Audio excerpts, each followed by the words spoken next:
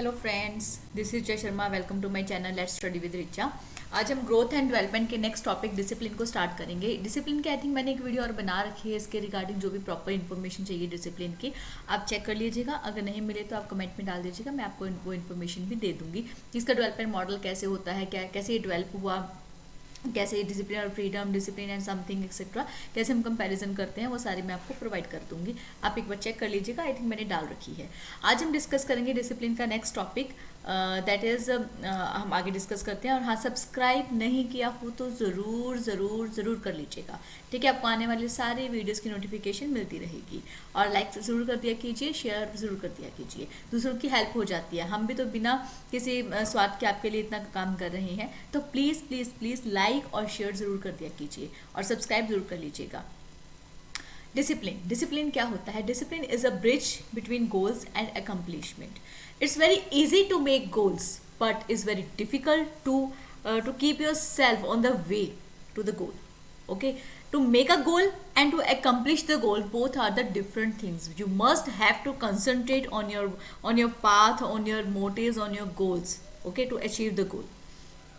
So discipline grows from within and not from the not from without. It is मतलब ये एक बच्चे के अंदर होना चाहिए कि मुझे ये चीज़ें करनी है. It should not be from the outside. Nobody will pressurise you that this is your goal and you have to do this, you must have to do this. No, it comes from inside that this is my goal and I have to do this. If you are getting some problem in your path, then you will change your path, but you will not lose your goals. Okay, so discipline is a bridge between the goals and accomplishment. Today we will discuss the topic of role of different methods of discipline in character education, truancy and dropouts. देखिए, जो एक character formation होती है ना, वो discipline से बहुत ही अच्छे तरीके से हो सकती है. वैसे हर एजुकेशन सिस्टम का मेन गोल यही होता है कि एक बहुत अच्छा करेक्टर को फॉर्म करना, ठीक है. जो भी प्रॉब्लम्स आ रही हैं या इन फ्यूचर आएंगे रियल लाइफ में, उनको किस तरह से फेस करना है, ये सब चीज़ें बच्चों को अवेयर करवाना. ट्रेंसी क्या होता है कि जो बच्चे बंक करते हैं, या वैसे ट्रेंसी का मीनिंग होता है कामचोरी, बट यहाँ पे हम एजुकेशन सिस्टम में कैसे लेकर चलेंगे कि जो बच्चे क्लासेस को ड्रॉप आउट करते हैं, बंक करते हैं, घर से स्कूल के लिए निकलते हैं बट स्कूल में नहीं जाते हैं, या स्कूल में अटेंडेंस लगा के बंक करके निकल जाते हैं, तो उसमें डिसिप्लिन का क्या रोल रहेगा कि किस तरह से बच्चों को स्टडी की और मोटिवेट किया जा सकता है. नेक्स्ट इज ड्रॉप आउट से होते हैं कि जो बच्चों ने स्टार्टिंग एजुकेशन स्टार्ट की बट इन बिटवीन उन्होंने छोड़ दिया, क्लास ही छोड़ दी, स्कूल ही छोड़ दिया, नाम कट हो गया, या फिर वो सेकेंडरी तक गए बट फिर बाद में उन्होंने स्कूल छोड़ दिया. तो ड्रॉप आउट के कुछ भी रीज़न हो सकते हैं, बट डिसिप्लिन के साथ उसको किस तरह से कम किया जा सकता है, ड्रॉप आउट रेशियो को, वो चीज़ हम डिस्कस करेंगे. ठीक है, चलिए स्टार्ट करते हैं अपना सेशन. सबसे पहले concept of meaning of discipline. Etymologically meaning क्या है कि जो वर्ड डिसिप्लिन है उसको लैटिन वर्ड से लिया गया है, लैटिन वर्ड डिसिपल से लिया गया है, जिसका मतलब है लर्न करना या ओबीडियंट रहना, कि आपका जो वे है उसको करते रहना. ठीक है. So the word discipline is derived from the Latin word disciples which means to learn और obedience. It has the same root from which the word disciple is derived. Disciple भी लैटिन वर्ड से ही निकला है, तो वहीं से discipline word भी निकला है. ठीक है. जो लिटरल मीनिंग है बच्चों, लाइक जरूर कर देना और सब्सक्राइब ना किया हो तो जरूर कर लीजिएगा. लिटरल मीनिंग जो है, the term discipline refers to a state of orderly conduct of behaviour of an individual according to socially approved standards of thoughts and action. से we are living in a society, so we must have to follow the rules of the society in which we are living. Okay, so the literal meaning of discipline means that your behavior that you are following the thought purpose of the society, the norms of the society, and behaving according to it. Okay. According to view of University Education Commission, it is important that good discipline be looked upon not as student conformity to arbitrary standards of conduct, but rather as individual responsibility for behavior. It should be the individual responsibility, nor should be forced every time, nor should be said every time that you must have to do this. Okay. So definition of character. Now we will discuss the character. According to McDougall, character consists in the proper organization of sentiments. Ross considered character as an organised self, कि एक person अपने आप को किस तरह से organise करता है. मतलब करेक्टर का मतलब क्या निकाल सकते हैं हम, कोई भी पर्सन है जो उसके सामने सिचुएशन होगी वो उस सिचुएशन को किस तरह से डील करता है, that is the identification of the character of an individual person. that how any person reacts on the particular situation, how they handle the situation. The organization of instincts and other sentiments is known as the character. Meaning of character: when wealth is lost, nothing is lost. When health is lost, something is lost. And when character is lost, everything is lost. This is the common saying about the character to define the character. So it is said that primary aim of life and education is character formation. As I told you, the purpose of every education system is to provide the character formation qualities in the individual person. So our social contexts are determined and motivated by our character. How you deal with the situation, so that you can give motivation to others also, and to be motivate yourself also. Okay, only those children who have good character can bring about the betterment and welfare of the society. Traits of good character like self-control, reliability, persistence in action, industriousness and consciousness. अब इनका क्या मतलब होता है कि ये कुछ ऐसे ट्रेड्स हैं जो कि एक गुड करेक्टर को बताते हैं. सेल्फ कंट्रोल मतलब कि आप अपने आप को कंट्रोल में कैसे रखते हो. देखिए, ज़्यादा खुशी हो या ज़्यादा दुख हो, आप किस तरह से अपने दोनों इमोशंस को कंट्रोल करते हो, that is a trait of a good character. ठीक है. रिलायबिलिटी मतलब कि आप कितने रिलायबल हो. ठीक है, आप कितने we can rely on the person who is having a good character, कि जो जिसका करेक्टर अच्छा होगा हम उसके ऊपर रिलायबल रह सकते हैं. Next is persistence in actions. Persistence का मतलब क्या होता है कि आप कितने अपने काम को टाइमली कंप्लीट करते हो. ठीक है, कि आप काम को हमेशा अधूरा नहीं छोड़ते हो, उसको कंप्लीट करते हो. ओके. इंडस्ट्रियसनेस का मतलब होता है, यहाँ पे हम क्या लेंगे कि वो अपना काम अपनी जो उसका जो काम दिया गया है उसको पूरी होनेस्टी के साथ, पूरा कॉपरेशन कोऑर्डिनेशन के साथ उसको कंप्लीट करता है. ठीक है. और कॉन्शियसनेस का मतलब क्या होता है कि कितना कॉन्शियसली वो अपने वर्ड्स के ऊपर रहता है. ठीक है.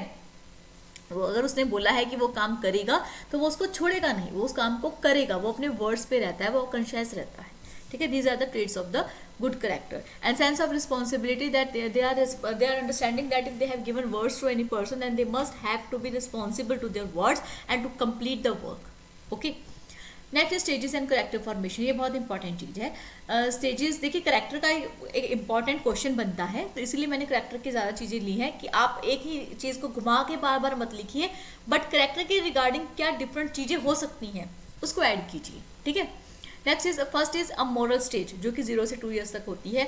इसमें क्या होता है, बच्चे को कुछ नहीं पता होता है इमोशंस के रिगार्डिंग, कुछ उसको रिएक्ट करना नहीं आता. वो इस लर्निंग मोड में होता है, एनालाइज मोड में होता है कि उसके पेरेंट्स कैसे बिहेव कर रहे हैं, उसके दादा दादी हैं, कजन सिस्टर्स हैं, वो किस तरह से बिहेव करते हैं. इसलिए हम कहते हैं ना कि ये बच्चा तो उसके ऊपर गया है, बिकॉज उसने अपने एनालाइजेशन पीरियड में सबसे ज़्यादा उन्हीं के साथ रहा है.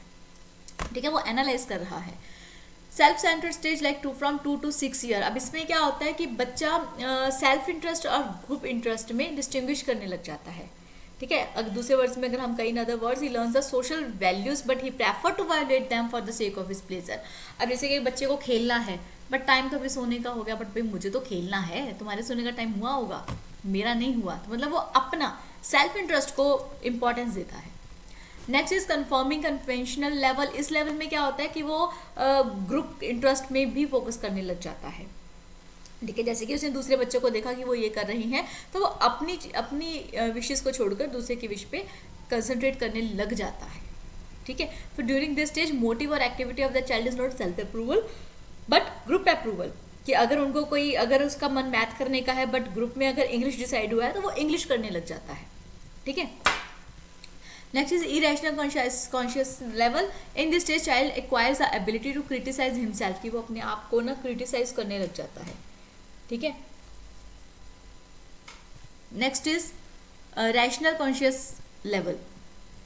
इस स्टेज में क्या होता है, child acquires values and ideas eight rational basis.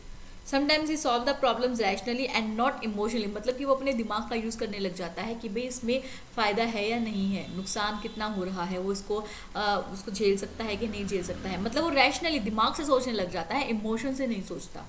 ठीक है.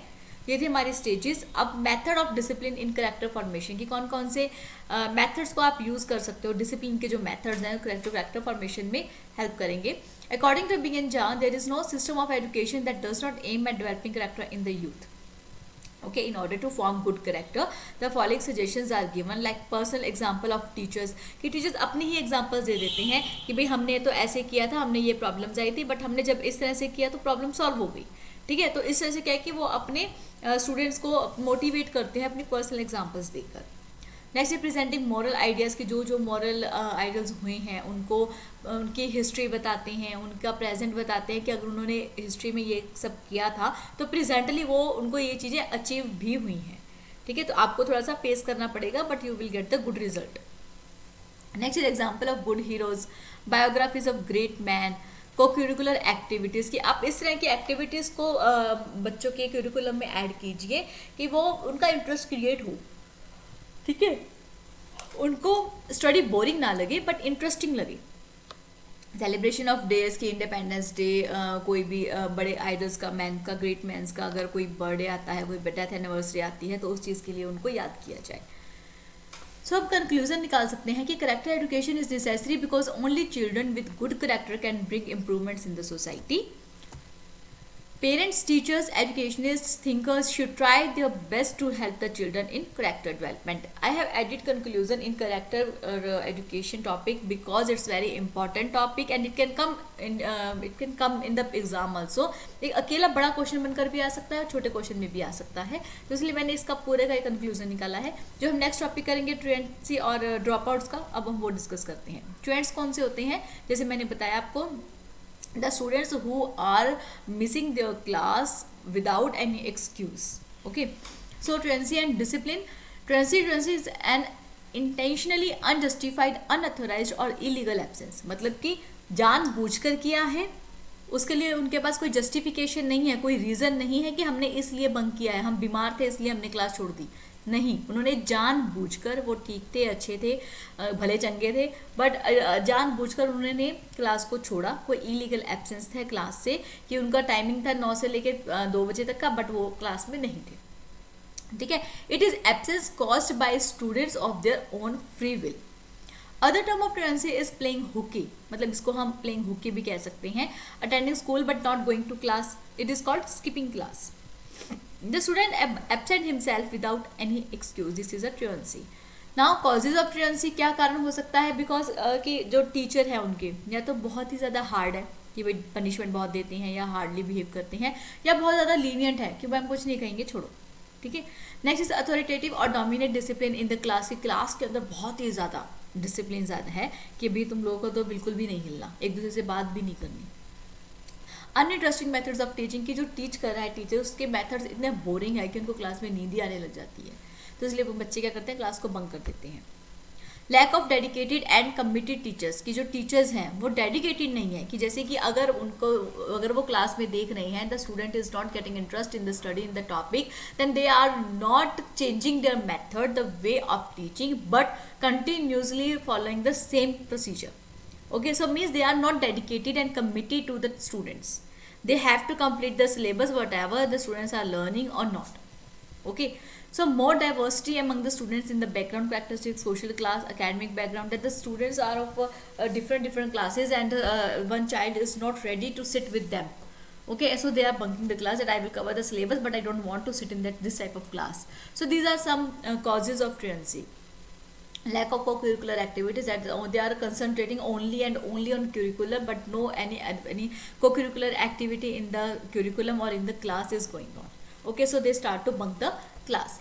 So now ways to enforce discipline among truancy, how you can enforce the students not to bunk the class. Firstly, show interest in students. If the one student is not understanding the concept, the teacher should show the interest, that why are you not understanding, what is your problem, where the problem is coming. So I will explain you can learn it from this point of view also. So this is the way the teacher can show interest in students, by asking questions and by taking the involvement of the students in the topic. Okay, next is academic pursuit, that they have to add some co-curricular activities in the academic, and they should change their way to complete the syllabus of academic. Okay, next is congenial environment. The environment should be of interactive manner, that the teacher is trying to let the student involve in the topic. Okay, they should create an environment. Next is respond to diversity. If the question, diversity means भिन्नता, कि different different category के बच्चे बैठते हैं, उनका different different way है thinking का, तो उसको रिस्पॉन्ड करना. The teacher should try to answer the questions of all students because their thinking level is different. So teacher cannot ignore the one student. They must have to respond to diversity so that the student will create interest in the study. Next is committed and dedicated teachers. Informal interactions, that if one student is getting problem in the concept, and they want to meet with the teacher in a separate timing of the period, then teacher should give them time in school timing so that they can understand why the student is uncomfortable in the class. Okay. Next is co-curricular activities. That activity should be arranged in the class on weekly basis or monthly basis so that the students can create interest in the studies. Okay. Next is seminars. Parental involvement is very important, because if the student is not understanding the teacher's point of view, and they are not ready to sit in the class, they are just bunking the class, so they should try to involve their parents so that they can come to know what is the problem. Is there a problem in the home that they are not ready to sit in the class? Okay, so parental involvement is important to create discipline among truancy. Next is individual mentorship. Dropouts क्या होते हैं कि जो बच्चे study को start करते हैं but complete नहीं करते. ठीक है, dropouts are those children who leave the school without completing the study. Causes of dropouts: poverty, because they have no money, they have finance problems, so they let their children out of the school. Overcrowded children, that there are so many students in the class that student is not understanding the concept, the teacher is not listening to the child, and it's so crowded in the class that parents think that it is better to leave the school. Okay. Illiteracy, that parents are not aware about the value of the education, and they are saying, they are just understanding that our child can do work in any other place, and they can earn money, but they are not understanding the value of the education. Next is indifferent attitude towards girls, that girls should sit in the home, and boys should go in the school so that they can get the primary education at least. So this indifferent attitude is also the reason of the dropouts. Unattractive environment of the school, that schools are not providing the attractive environment, that there is no place of co-curricular activities, no place of games or debate sections and discussion or webinars, seminars, no any attractive environment is provided to student. So students are leaving the schools. They are taking the study as a bored concept. Next is defective curriculum, that curriculum should be like that. If students are feeling not comfortable in the curriculum, then it should be able to change. Okay, should be flexible. Some changes should be allowed in the curriculum. So that if it is not possible, it means there is defect in the curriculum. That's why students are dropping the school. Bad company, if the students are going in the bad company, there is no solution for that. In some manner हम उनको शिक्षा दे सकते हैं, but अगर वो इतनी company में चले गए हैं कि उनको कोई शिक्षा समझ में ही नहीं आ रही है, कोई सुन ही नहीं रही है, तो कोई कुछ नहीं कर सकता. Defective examination system, that exam is organized and a paper is given to the students, but they are doing copy paste from the other students. So if there is a defect in the examination system, so parents think that it is better to leave the schools, not to waste money on the school. Distance of schools, if the schools are so far that parents are feeling very uncomfortable to send the girls or boys in the school, and there is no proper transport facility, or it is there, but it is not comfortable to the parents, that they have to leave the home one hour before the school timing, and their students are reaching 1 hour late, then it is very inconvenient to the parents also and students also. So distance of school also matters for the cause of the dropouts. Next is method for enforcing discipline among dropouts. Part-time schools, that if the students are working somewhere, so there should be part-time schools so that they can continue their study in the evening times.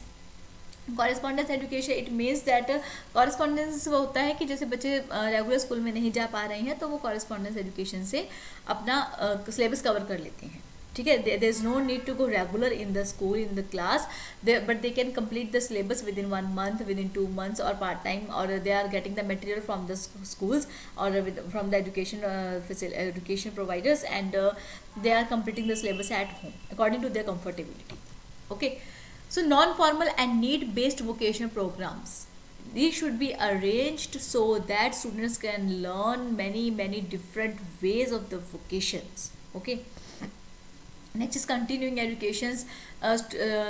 Through this, teacher should tell them the importance of the education so that they can continue their education. Reading room should be provided so that if there is no physical space in the home to sit separately in the to study, so the reading room should be provided so that they can concentrate on the study. Library facility so that they can get the books from the library, no finance problem, so that finance problem can be solved. Work experience, documentary films, exhibitions, all these are the methods to enforce discipline among the dropouts. Flexible entry, that if they want to come anytime then they can come. Okay, so this was our session. आपका growth and development का mostly जो topics हैं वो cover हो चुके हैं. Growth की इसमें जो थ्योरीज हैं सिर्फ वो रह गई है, वो मैं आपको पर डे एक वीडियो दूंगी क्योंकि वो बेसिक है आपका सीटेट के लिए.